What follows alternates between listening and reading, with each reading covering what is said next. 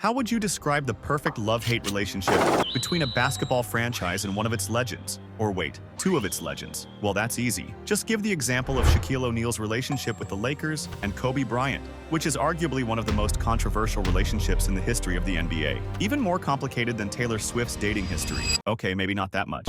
But more than 2 decades after Shaq's departure from the Lakers, NBA fans still want to know what exactly happened. And why did we see Shaq leave the Lakers like that? Was there a rift between Shaq and Kobe? Or was there something else? Well, the rift was surely there, and all NBA fans know about it, but to know all the reasons behind why Shaq really left the Lakers, let's try and jump deep into what really went down, shall we? So, let's get to it without any further delay. Let's go back to the year 1996. NBA Hall of Famer Jerry West signed Shaquille O'Neal to the Los Angeles Lakers this year. And you know what West had told Shaq before getting him to the Lakers? West convinced O'Neal to leave the Orlando Magic by telling him that the Lakers would have a young team and make history in the NBA.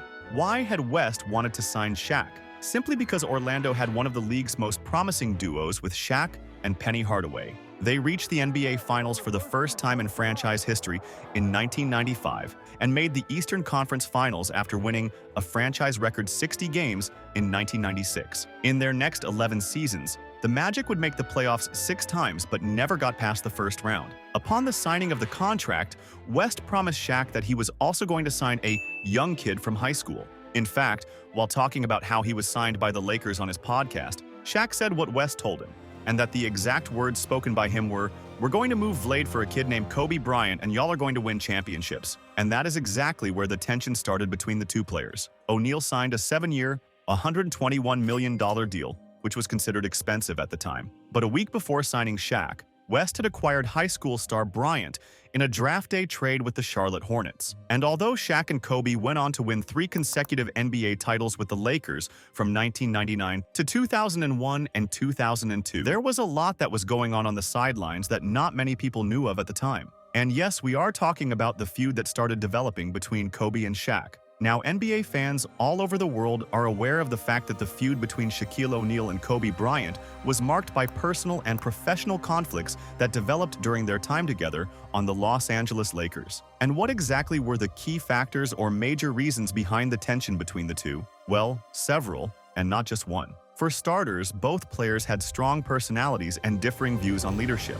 Shaq, as a dominant center, wanted to be the focal point of the team, while Kobe was emerging as a superstar and wanted to take on a more significant role. And we know what happens when two people with big egos and personalities get together. There are high chances of things going haywire, right? Another major reason why Shaq wanted to leave the Lakers and Kobe was because of contract and recognition reasons. So basically, Shaq felt undervalued despite his contributions and wanted a bigger contract from the Lakers. And according to him, he was obviously not asking for much now, was he? He was of the staunch belief that he deserved more respect within the franchise, especially after leading the Lakers to 3 consecutive championships from 2000 to 2002. Now that does make sense to quite an extent, doesn't it? But not just these factors, the media and the public comments had quite a role to play as well in the relationship between Kobe and Shaq getting soured. The tension often played out in the media and was very much on show, with both players making pointed comments about each other. Although Shaq had started with playful jabs that he liked to throw at Kobe from time to time, those turned into more serious criticisms, particularly as the equation between the two players proceeded to get more and more complicated.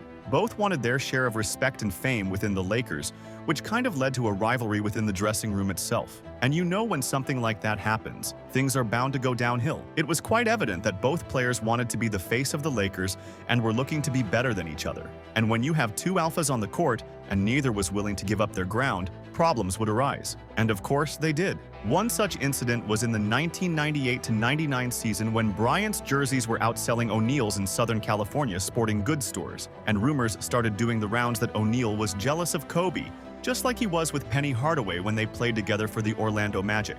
With differing personalities came differing mindsets and approaches to the game as well. Shaq and Kobe had different mindsets on what it took to win. Kobe thought you needed to work as hard as possible, while Shaq didn't feel that way.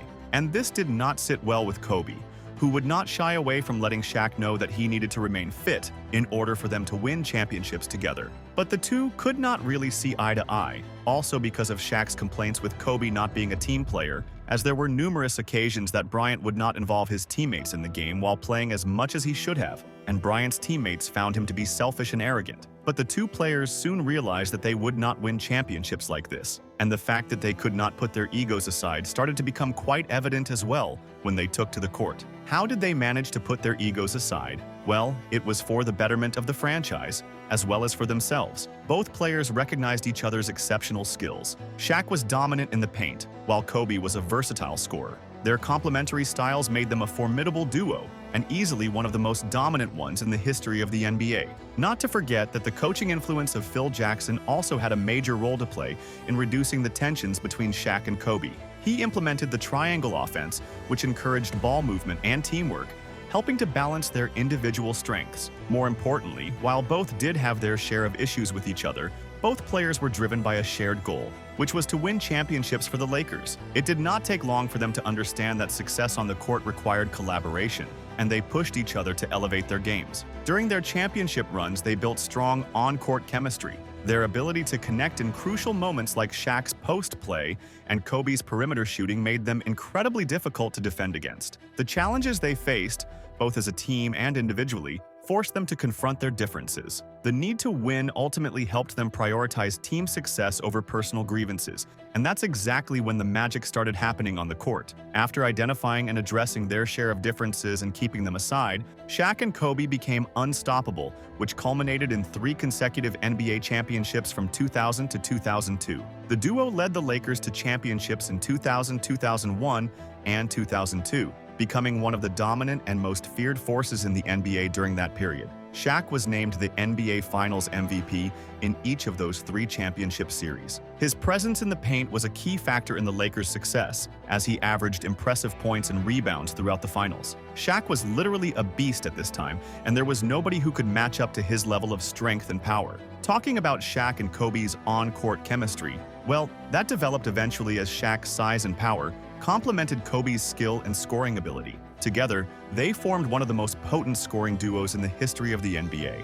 Particularly, the 2001 season was a remarkable one for the two, and the Lakers, as they are particularly notable for their dominant playoff run this season, going 15-1, which remains one of the best postseason records. Such was their chemistry on the court that their success helped revolutionize the Lakers franchise and made them a marquee team in the NBA, drawing significant fan interest and media attention. Ticket and jersey sales for the Lakers games soared through the roof, and the team was enjoying success like never before. Their championships solidified their legacies as 2 of the greatest players in basketball history, even as their relationship became strained later on. Even though the 2 players went on to have excellent individual careers later on, their success together at the Lakers won them championships that continue to play a very important part in their stories and legacies. Even though they were enjoying a lot of success together, the differences between the 2 never really left and kept cropping up, which led to the Lakers' management ultimately deciding to build the team around Kobe, leading to Shaq's trade to the Miami Heat in 2004. This decision only aggravated their feud, as Shaq felt betrayed after all that he had given to the franchise. There were rumors and talks of Kobe asking the Lakers to trade Shaq to the Miami Heat, which was obviously not going to sit well with Shaq. Even after he left the Lakers, the Shaq-Kobe feud continued with both players trying their level best to be better and do better than each other.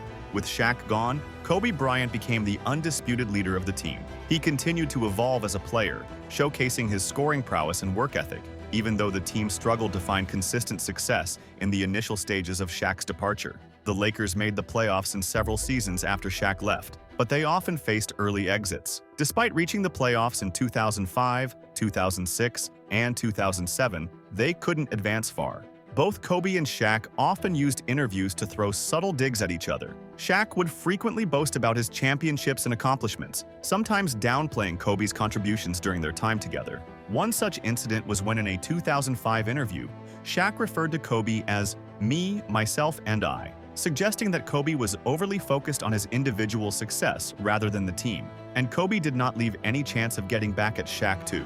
He often pointed out that he could win championships on his own, which he eventually proved by leading the Lakers to 2 more titles after Shaq's departure. In fact, Bryant even took a sly dig at Shaq after winning his 5th ring when he won the championship with the Lakers in 2010. He famously remarked that he had won more than Shaq, which drove the 7'1" player crazy, as he tore his house apart in anger, as revealed by Shaq in a reconciliation between the 2 players later on. Up until Kobe's 5th championship, Shaq had won 4, 3 with the Lakers, and 1 with the Miami Heat. Kobe's comment highlighted not only his achievement in surpassing Shaq in terms of total championships, but also the ongoing competition between them, even after Shaq departed from the Lakers. But all of the tensions, the rivalry, and the urge to be better than each other were going to come to a close one day. And it did. But it was kind of a long process. The reconciliation between Shaq and Kobe took place over several years, especially after their careers ended. As both got older and matured, they once again decided to keep their egos aside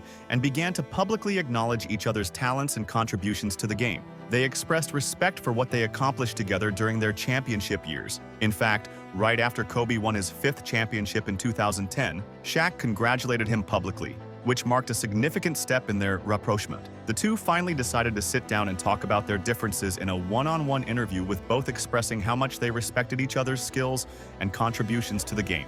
Shaq often mentioned how Kobe's work ethic inspired him, while Kobe acknowledged Shaq's dominance and leadership during their championship years. Sadly, after Kobe's untimely passing in 2020 in a helicopter crash, Shaq paid an emotional tribute to him that highlighted their shared journey.